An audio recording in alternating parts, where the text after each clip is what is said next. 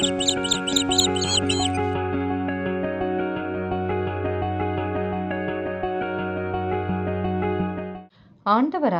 இயேசு கிறிஸ்துவின் இனிய நாமத்தில் பனிமய மாதா ஜெபக்குழு சார்பாக உங்களை சந்திப்பதில் மிகுந்த மகிழ்ச்சி அடைகின்றேன். நாம் இன்று தியானிக்க எடுத்திருக்கும் திருவசனம் அபக்கூக்கு அதிகாரம் 3 இறைவார்த்தை 19.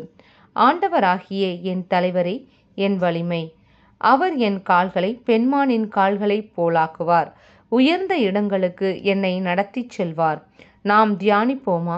கிறிஸ்து இயேசுவின் அன்பிற்குரிய சகோதர சகோதரிகளே, கிறிஸ்து இயேசுவின் அன்பும் சமாதானமும் உங்களோடு என்றும் இருப்பதாக.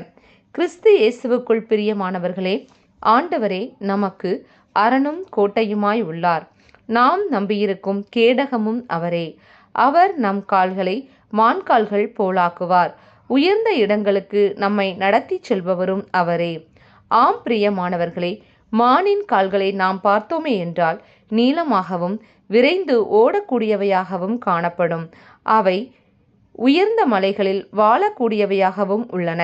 ஏனெனில் அவைகளுக்கு வரக்கூடிய ஆபத்து, நெருக்கடி, சூழ்ச்சி, பயம் எல்லாவற்றிலிருந்தும் தன்னை காத்து கொள்வதற்காக கடவுள் எவ்வளவு அழகாக அதன் கால்களை வடிவமைத்திருக்கின்றார் என்று பாருங்கள்.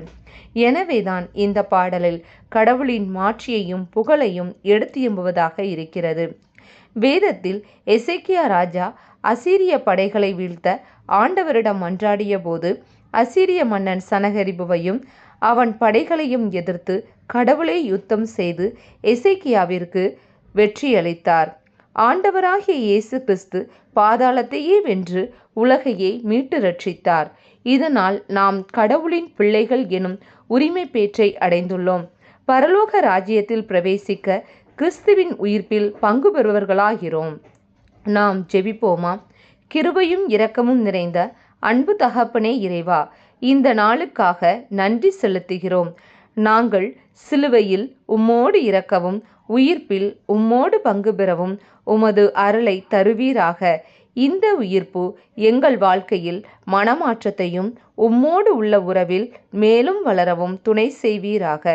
இந்த எளிய ஜெபத்தை இயேசு கிறிஸ்துவின் அதி உன்னத நாமத்தில் ஒப்புக்கொடுத்து ஜெபிக்கிறோம் எங்கள் நல்ல பிதாவே, ஆமேன். இந்த நாள் மீட்பின் நாளாக அமையட்டும். Praise the Lord.